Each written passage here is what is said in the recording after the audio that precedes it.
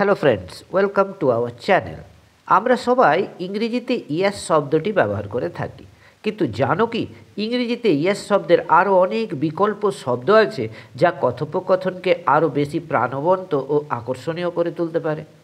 আজকের ভিডিওতে আমরা সেই সব শব্দ নিয়ে আলোচনা করব।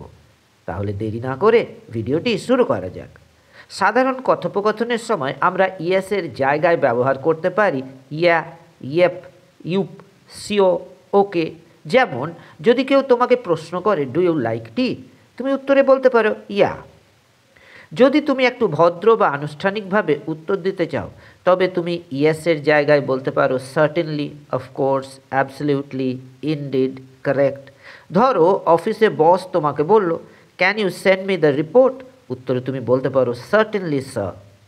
বন্ধুদের সাথে আড্ডা দেওয়ার সময় বা ক্যাজুয়াল কথোপকথনের সময় আমরা ইয়েসের জায়গায় ব্যবহার করতে পারি ওহো, right on, you bet, totally, for sure.